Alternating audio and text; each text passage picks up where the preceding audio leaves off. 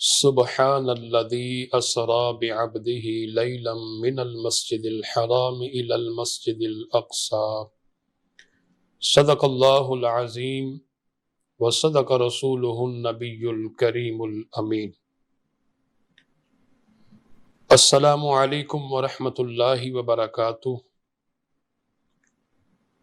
میم T V سے آپ کا میزبان شوکت حسین سیالوی آپ کی خدمت میں حاضر ہے۔ محترم ناظرین کرام، آج ہم معراج النبی صلی اللہ علیہ وسلم کے تیسرے پروگرام سے آپ سے مخاطب ہیں۔ گزشتہ پروگرام میں ہم نے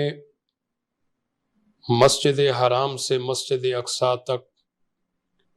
درمیان کے جتنے بھی مشاہدات تھے ان پر ہم نے بات کی تھی۔ جب حضور سرور کائنات علیہ الصلوۃ والسلام کی سواری مسجد اقصیٰ میں پہنچی تو حضرت آدم علیہ الصلوۃ والسلام سے لے کر حضرت عیسیٰ علیہ الصلوۃ والسلام تک اللہ کے سارے انبیاء کرام مسجد اقصیٰ کے اندر موجود تھے، اور حضور سرور کائنات علیہ الصلوۃ والسلام کی جب جلوہ گری ہوئی، بیت المعمور کے خطیب جبریل امین نے اذان پڑھی اور حضور صلی اللہ علیہ وسلم کی اقتداء میں سارے کے سارے انبیاء کرام نے نماز ادا کی۔ نماز ادا کرنے کے بعد حضرت آدم علیہ الصلوۃ والسلام سے لے کر ہمارے نبی پاک صلی اللہ علیہ وسلم تک سارے انبیاء کرام نے خطبہ ارشاد فرمایا، ہر ایک نے کلام کیا، اور سب سے آخر میں حضور نبی کریم صلی اللہ علیہ وسلم خطبہ ارشاد فرماتے ہیں۔ اور جب یہ مجلس ختم ہوئی اور اس کے اختتام پذیر ہونے کے بعد حضور سرور کائنات علیہ الصلوۃ والسلام کی سواری اب آسمانوں کی جانب جاتی ہے، یعنی اب آسمانوں کی سیر کا سلسلہ شروع ہوتا ہے۔ تو سب سے پہلے نبی کریم علیہ الصلوۃ والسلام پہلے آسمان پر تشریف لے جاتے ہیں، اور پہلے آسمان پر حضرت آدم علیہ الصلوۃ والسلام سے ملاقات ہوئی۔ پھر دوسرے آسمان پر حضرت عیسیٰ علیہ الصلوۃ والسلام سے ملاقات ہوئی۔ پھر تیسرے آسمان پر حضرت یوسف علیہ الصلوۃ والسلام سے ملاقات ہوئی۔ پھر چوتھے آسمان پر حضرت ادریس علیہ الصلوۃ والسلام سے ملاقات ہوئی۔ پھر پانچویں آسمان پر حضرت ہارون علیہ الصلوۃ والسلام سے ملاقات ہوئی۔ پھر چھٹے آسمان پر حضرت موسیٰ علیہ السلام سے ملاقات ہوئی۔ پھر ساتویں آسمان پر اللہ کے پیارے خلیل حضرت ابراہیم علیہ الصلوۃ والسلام سے ملاقات ہوئی۔ آسمانوں کی سیر کا سلسلہ مکمل ہوا، اور پھر حضور سرور کائنات علیہ الصلوۃ والسلام بیت المعمور پر تشریف لے جاتے ہیں۔ محترم ناظرین کرام، یہ بیت المعمور فرشتوں کا کعبہ ہے۔ جس طرح زمینی کعبہ مکۃ المکرمہ کے اندر ہے، اور روایات کے اندر ہے کہ اسی زمینی کعبہ کے عین بالکل اوپر بیت المعمور پر فرشتوں کا کعبہ ہے، جہاں بیت المعمور کا طواف کر کے فرشتے اللہ کی عبادت کرتے ہیں۔ اور حدیث پاک میں ہے، علامہ شاہ عبدالحق محدث دہلوی رحمۃ اللہ علیہ اور دیگر ائمہ حدیث نے اس حدیث پاک کو بیان کیا۔ فرماتے ہیں کہ بیت المعمور پر روز کی بنیاد پر 70,000 فرشتے آن کر کے نماز ادا کرتے ہیں، اور جن فرشتوں نے بیت المعمور پر نماز ادا کر لی، پھر قیامت تک ان فرشتوں میں سے کسی کی باری دوبارہ نہیں آئے گی۔ اور بیت المعمور یہ فرشتوں کا کعبہ ہے۔ محترم ناظرین، میں یہاں ایک نقطہ آپ کی سماعت کی نظر کرنا چاہتا ہوں، وہ یہ کہ اللہ تعالیٰ نے ساری مخلوق کے لیے قبلے مقرر فرما دی ہے۔ چنانچہ علامہ محمود آلوسی البغدادی رحمۃ اللہ علیہ تفسیر روح المعانی کے اندر ارشاد فرماتے ہیں کہ اللہ تعالیٰ نے فرشتوں کے لیے بیت المعمور کو قبلہ مقرر کر دیا، اور انبیاء بنو اسرائیل کے لیے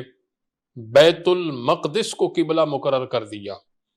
امت مصطفیٰ کے لیے بیت اللہ کو قبلہ مقرر فرما دیا، حضور کے لباس بشری کے لیے بیت اللہ کو قبلہ بنا دیا، اور حضور کی ذات کے لیے بیت اللہ کو قبلہ بنا دیا، اور حضور کی روح مبارک کے لیے اللہ تعالیٰ نے اپنی ذات کو قبلہ بنا دیا، اور فرمایا کہ پیارے مصطفیٰ، جب میں نے ساری مخلوق کے لیے قبلے مقرر کر دیے تو بتا دوں کہ میں رب العالمین کا قبلہ کون ہے؟ فرمایا کہ قبلتی انتا، میں رب العالمین کا قبلہ چہرہ مصطفیٰ ہے۔ اب یہاں میرے میم ٹی وی کے حاضرین کے ذہنوں میں ایک سوال پیدا ہو سکتا ہے، وہ یہ کہ سیالوی صاحب، آپ نے یہ کہا کہ اللہ تعالیٰ نے ساری مخلوق کے لیے قبلے مقرر کر دیے، فرشتوں کے لیے بیت المعمور کو قبلہ بنایا، جو کہ فرشتے بیت المعمور کا طواف کر کے اللہ کی عبادت کرتے ہیں، اور انبیاء بنو اسرائیل کے لیے بیت المقدس کو قبلہ بنایا، جو کہ انبیاء بنو اسرائیل بیت المقدس کی طرف توجہ کر کے اللہ کی عبادت کرتے ہیں۔ امت مصطفیٰ کے لیے بیت اللہ کو قبلہ بنایا، امت مصطفیٰ بیت اللہ شریف کو اپنی توجہ کا محور و مرکز بنا کر اللہ کی عبادت کرتے ہیں۔ تو لہٰذا اللہ تو قیام سے پاک ہے، رکوع سے پاک ہے، سجدوں سے پاک ہے، اللہ کسی کی بندگی نہیں کرتا، اللہ کسی کی عبادت نہیں کرتا، تو اللہ تعالیٰ نے اپنے لیے چہرہ مصطفیٰ کو قبلہ کیوں بنایا ہے؟ یہ میرے حاضرین کے ذہنوں میں یہ سوال پیدا ہو سکتا ہے۔ اس سوال کا جواب یہ ہے کہ اللہ تعالیٰ نے حضرت آدم علیہ السلام سے لے کر حضرت عیسیٰ علیہ السلام تک نبیوں پر اللہ تعالیٰ نے سلام بھیجا ہے،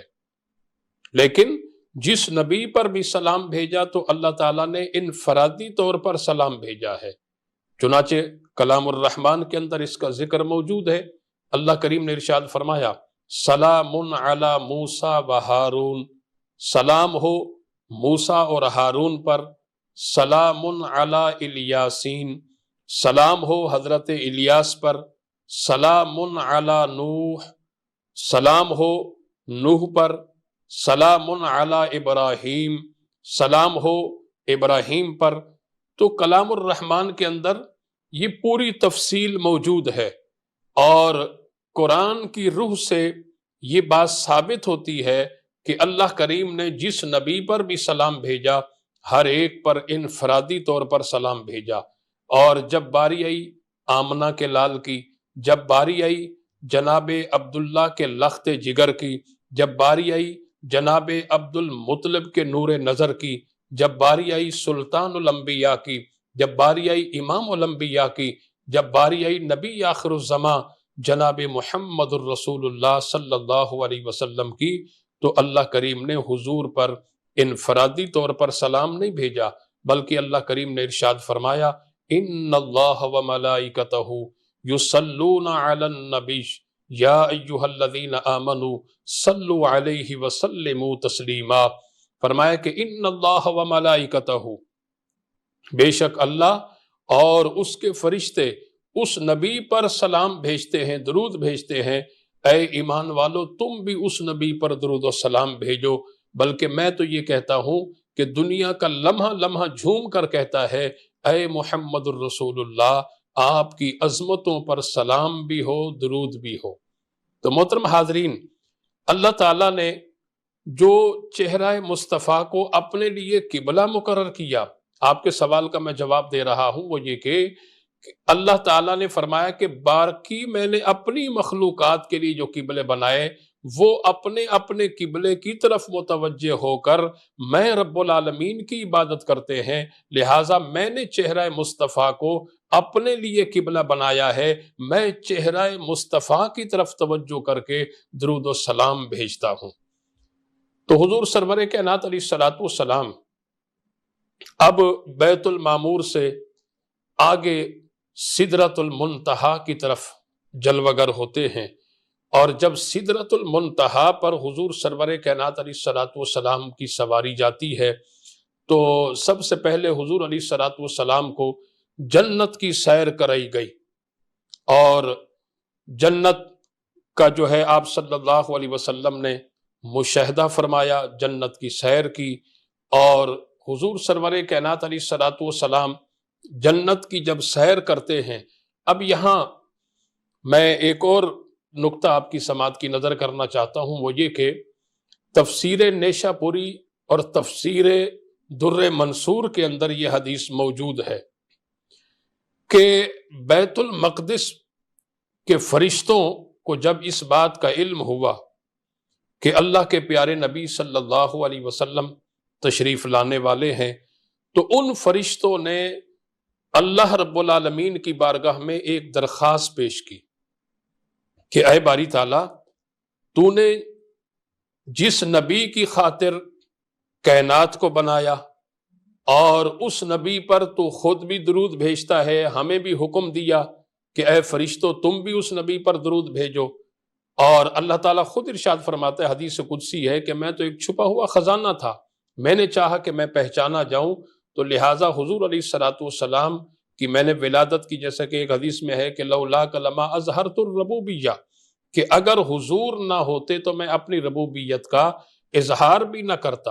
اور ایک مقام پر فرمایا کہ لولاک لما خلقت الافلاک، اگرچہ حضور نہ ہوتے تو میں افلاک کو بھی پیدا نہ کرتا، ایک مقام پر فرمایا کہ لولا محمد ما خلقتو کا، اگرچہ محمد صلی اللہ علیہ وسلم نہ ہوتے تو میں نسل انسانی کے باپ آدم علیہ الصلوۃ والسلام کی تخلیق بھی نہ کرتا۔ تو محترم ناظرین، پتہ یہ چلا، حاصل کلام یہ کہ نسل انسانی کے باپ کی اگرچہ ولادت کی گئی تو یہ ولادت مصطفیٰ کا صدقہ ہے، اور زمین و آسمان بنائے گئے، جنت دوزخ بنائی گئی، لوح و قلم بنائے گئے، یہ ساری کی ساری بہاریں اگرچہ وجود میں آئی ہیں تو یہ حضور سرور کائنات علیہ الصلوۃ والسلام کی ولادت کی برکت سے آئی ہیں۔ اسی طرح ان فرشتوں نے اللہ کی بارگاہ میں یہ دعا کی کہ باری تعالیٰ، جب تیرا وہ محبوب سدرۃ المنتہا پر جلوہ گر ہو، ہم تیری بارگاہ میں یہ درخواست پیش کرتے ہیں کہ ہم اس نبی کا دیدار کرنا چاہتے ہیں، ہماری اس درخواست کو قبول فرما۔ تو اللہ کریم نے فرشتوں کی اس درخواست کو قبول کر لیا، اور اللہ تعالیٰ نے فرمایا کہ اے میرے ملائکہ، میرے فرشتوں، تم آسمان دنیا سے سمٹ کر یہ بیت المعمور کے درخت پر جو ہے وہ سارے کے سارے جمع ہو جاؤ، جب میرے نبی کی جلوہ گری ہوگی تو تم میرے نبی کا دیدار کر لینا۔ اب سارے کے سارے فرشتے آسمان دنیا سے سمٹ کر بیت جو ہے وہ سدرۃ المنتہا پر، اس درخت پر جو ہے وہ جمع ہو جاتے ہیں۔ اب حضور سرور کائنات علیہ الصلوۃ والسلام کی جلوہ گری ہوئی سدرۃ المنتہا پر، اور ان فرشتوں کو جو ہے آقا کریم علیہ الصلوۃ والسلام کا دیدار نصیب ہو گیا۔ اور یہاں دوسری ایک بات میں عرض کرنا چاہتا ہوں، وہ یہ کہ جیسے کہ علامہ عمر بن احمد خرپوتی رحمت اللہ علیہ قصیدہ بردہ شریف کی شرح لکھی ہے، خرپوتی شریف، اس کے اندر آپ نے جو ہے وہ اس بات کو تحریر کیا۔ آپ فرماتے ہیں کہ حضور سرور کائنات علیہ الصلوۃ والسلام کو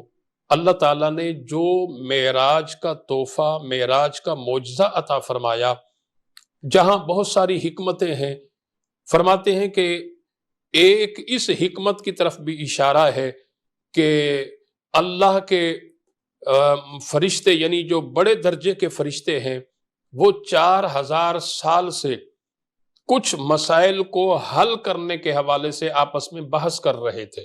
لیکن ان کے وہ مسائل حل نہیں ہوتے تھے۔ اور حضور سرور کائنات علیہ الصلوۃ والسلام کی جب جلوہ گری ہوئی اور مقام کعبہ قوسین پر اللہ تعالیٰ نے حضور پر جو ہے وہ وحی فرمائی، ان وحیوں میں سے ایک وحی یہ بھی ہے، حضور فرماتے ہیں کہ میں نے اپنے رب کو احسن صورت میں دیکھا، میں نے اپنے رب کو احسن صورت میں دیکھا، رأیت ربی بأحسن صورہ، میں نے اپنے رب کو احسن صورت میں دیکھا۔ یہ مسند امام احمد کے اندر حدیث پاک موجود ہے۔ اور اللہ تعالیٰ نے حضور علیہ الصلوۃ والسلام کو ارشاد فرمایا کہ اے پیارے محبوب، کیا آپ ان مسائل کو جانتے ہیں جن مسائل کو حل کرنے کے لیے میرے بڑے درجے کے فرشتے 4000 سال سے آپس میں بحث کر رہے ہیں؟ نبی کریم علیہ الصلوۃ والسلام نے ارشاد فرمایا، اللہ کریم کی بارگاہ میں عرض کی کہ اے باری تعالیٰ میں نہیں جانتا، تو بہتر جانتا ہے۔ تو اس کے بعد روایات کے اندر ہے کہ اللہ تعالیٰ نے اپنی قدرت والا ہاتھ سرکار دو عالم علیہ الصلوۃ والسلام کے کاندھوں پر رکھا، اور سرکار خود ارشاد فرماتے ہیں کہ جب اللہ تعالیٰ نے اپنی قدرت کا ہاتھ میرے کاندھوں پر رکھا، اس کی ٹھنڈک میں نے اپنے سینے کے اندر محسوس کی، اور اس کے بعد پھر اللہ تعالیٰ نے ارشاد فرمایا کہ اے پیارے محبوب، کیا آپ ان سوالات کو جانتے ہیں جن کے حل کے لیے بڑے درجے کے فرشتے 4000 سال سے بحث کر رہے ہیں؟ تو سرکار دو عالم علیہ الصلوۃ والسلام نے اللہ کریم کی بارگاہ میں عرض کی، ہاں باری تعالیٰ، میں ان مسائل کو جانتا ہوں۔ وہ 4 مسائل ہیں۔ نمبر 1 کفارات، نمبر 2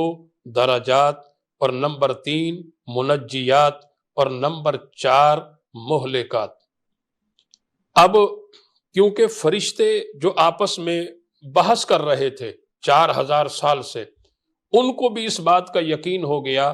کہ حضور سرور کائنات علیہ الصلوۃ والسلام کی جب ولادت ہوئی، حضور کی ولادت پر ان فرشتوں کو یقین ہو گیا کہ اب حضور کی ولادت ہو چکی ہے، اور اب انشاءاللہ حضور کے صدقے ہمارے جو ہے یہ مسائل بھی حل ہو جائیں گے۔ اور اب سرکار نے بتایا کہ یہ 4 مسائل ہیں۔ پھر اس پر حضرت اسرافیل علیہ السلام حضور سرور کائنات علیہ الصلوۃ والسلام کی بارگاہ میں عرض کرتے ہیں کہ اللہ کے پیارے محبوب ارشاد فرمائیے، یہ کفارات کیا ہیں؟ یعنی کون سے وہ اعمال ہیں، کون سا وہ کام ہے جس کے کرنے سے جو ہے وہ انسان کے گناہ معاف ہو جائیں گے؟ حضور علیہ الصلوۃ والسلام نے ارشاد فرمایا کہ سردی کی راتوں میں اکمل اور کامل وضو کرنے سے انسان کے گناہ معاف ہو جاتے ہیں۔ اور حضور علیہ الصلوۃ والسلام نے ارشاد فرمایا کہ گھر سے نماز با جماعت ادا کرنے کی نیت سے جانے، اس سے بھی انسان کے گناہ معاف ہو جاتے ہیں۔ اور حضور نے فرمایا کہ ایک نماز پڑھی جائے اور دوسری نماز کا انتظار کیا جائے، اس سے بھی انسان کے گناہ معاف ہو جاتے ہیں۔ پھر حضرت میکائیل علیہ السلام نے عرض کی کہ اللہ کے پیارے محبوب درجات کیا ہیں؟ تو حضور سرور کائنات علیہ الصلوۃ والسلام نے ارشاد فرمایا کہ اللہ کی خوشنودی کے لیے بھوکھوں کو کھانا کھلانے سے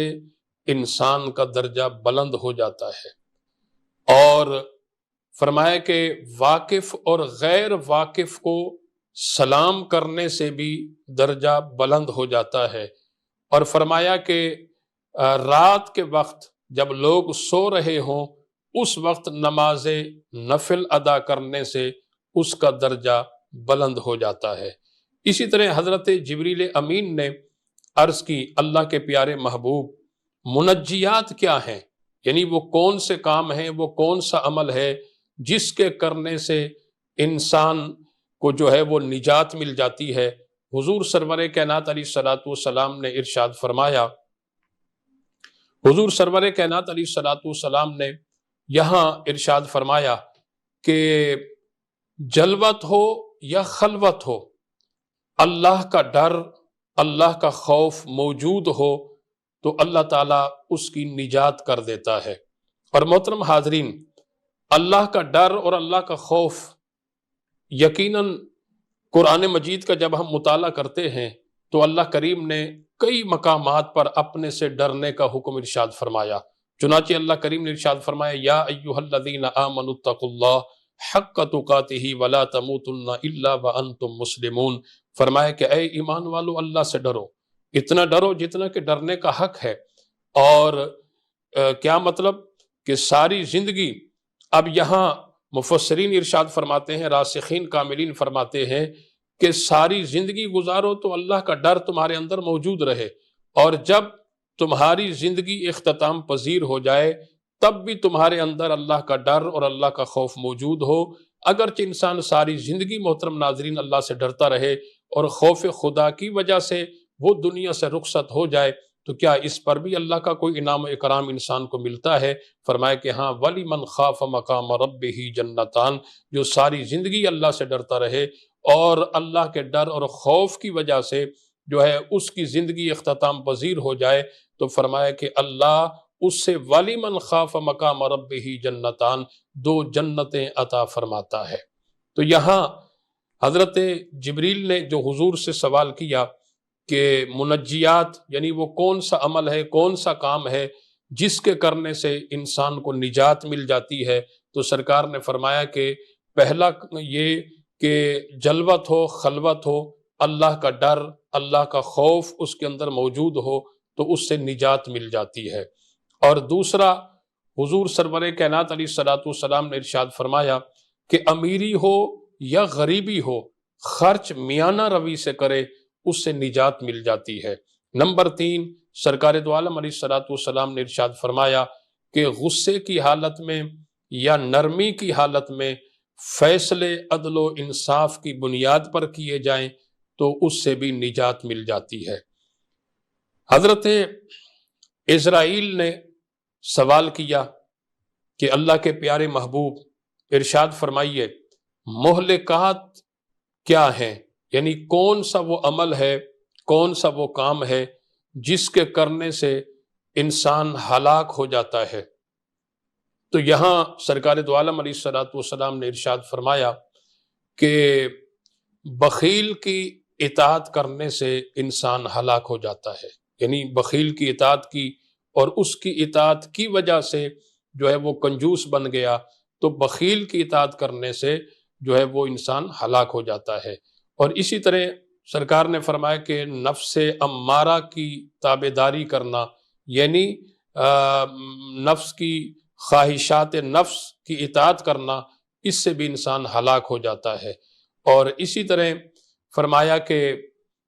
تیسری بات یہاں ارشاد فرمائی کہ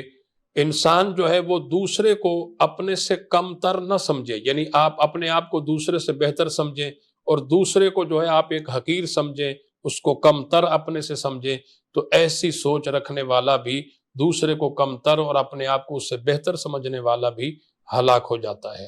تو یہ وہ مسائل یعنی کفارات اور درجات، منجیات اور مہلکات، یعنی یہ وہ 4 مسائل تھے جن کے حل کے لیے اللہ کے وہ مقرب فرشتے یعنی بڑے درجے کے فرشتے 4000 سال سے آپس میں بحث کر رہے تھے، لیکن وہ حل ہونے کا نام نہیں لیتے تھے. تو لہٰذا فرشتوں کی جو ہے وہ اس مشکل کو بھی اللہ کے پیارے نبی صلی اللہ علیہ وسلم نے حل فرما دیا. اسی طرح جب سدرۃ المنتہا پر حضور سرور کائنات علیہ الصلوۃ والسلام موجود ہیں،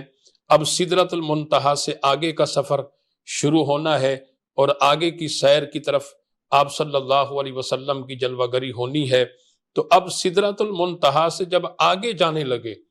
تو جبریل امین وہاں رک جاتے ہیں اور حضور علیہ الصلوۃ والسلام نے ارشاد فرمایا کہ جبریل آگے چلو. اب یہاں جبریل جو ہے حضور کی بارگاہ میں عرض کرتے ہیں کہ اس مقام سے اب آگے میں نہیں جا سکتا، اور اگرچہ میں اس مقام سے آگے اگر یکسر موئے برتر پرم فروغ تجلا بسو زد پرم، اگرچہ اس مقام سے یعنی سدرۃ المنتہا سے آگے اگرچہ میں ایک بال کے برابر بھی بڑھ گیا تو میں اللہ کے انوار و تجلیات کی وجہ سے جل کر کے راکھ ہو جاؤں گا.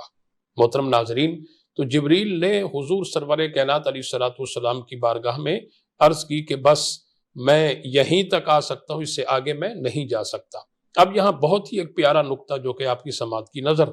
وہ یہ کہ جب حضور سرور کائنات علیہ الصلوۃ والسلام سدرۃ المنتہا سے اب آگے جانے لگے تو جبریل نے تو منع کر دیا کہ یا رسول اللہ میں اس سے آگے نہیں جا سکتا۔ اب سرکار نے جبریل سے کہا کہ اے جبریل، میں اللہ کی بارگاہ میں جا رہا ہوں، اب تو بتا، اگرچہ تیری کوئی خواہش ہو، کوئی آرزو ہو، تیرا کوئی پیغام ہو، تو میں وہ اللہ رب العالمین کی بارگاہ میں جا کر کے بتا دوں۔ اب جبریل امین یہاں ایک بات عرض کرتے ہیں کہ اللہ کے پیارے محبوب، ہاں میری ایک آرزو ہے، وہ یہ کہ آپ اللہ کریم کی بارگاہ میں تشریف لے جا رہے ہیں اور آپ رب کی بارگاہ میں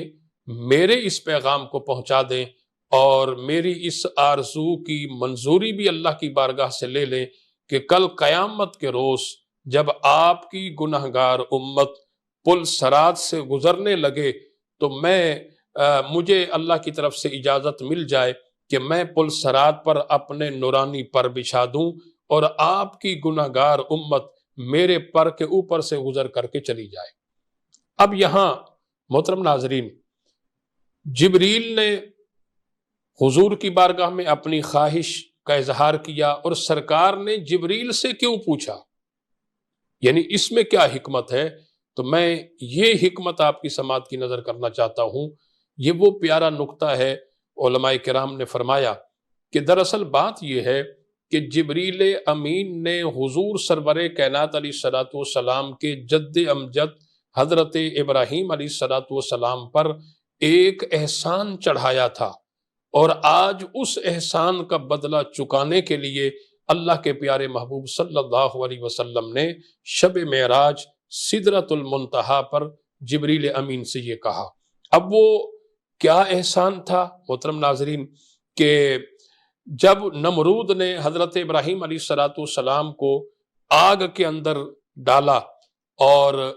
جب وہ آگ کے اندر ڈالنے لگا تو اس وقت جبریل امین اللہ کے پیارے خلیل حضرت ابراہیم علیہ الصلوۃ والسلام کے پاس آئے اور کہا کہ ہے کوئی آپ کا پیغام، میں اللہ کی بارگاہ میں آپ کا پیغام پہنچا دوں؟ تو حضرت ابراہیم علیہ السلام نے کہا کہ جبریل، جس رب کی ربوبیت، جس رب کی الوہیت اور توحید باری تعالیٰ کی تبلیغ کے جرم میں یہ نمرود مجھے آگ کے اندر ڈال رہا ہے، میرا رب میرے سارے حالات کو جانتا ہے اور میرا رب چاہے گا تو وہ مجھے بچا لے گا۔ کوئی پیغام نہیں ہے، کوئی آرزو نہیں ہے جو کہ میں تجھے بتاؤں اور تو اللہ تک پہنچا دے۔ اور جب نمرود نے حضرت ابراہیم علیہ الصلوۃ والسلام کو اس آگ کے اندر ڈالا تو اللہ تعالیٰ نے آگ کو حکم دیا، یا نار کونی بردم وسلام علی ابراہیم۔ وہ آگ جل کر کے راکھ کا ڈھیر بن گئی۔ اللہ کے پیارے خلیل ابراہیم علیہ الصلوۃ والسلام کو جلانا تو درکنار، آپ نے لباس جو جسم پر زیب تن کیا تھا اس لباس کے ایک دھاگے کو بھی نہیں جلایا۔ تو چنانچہ یہ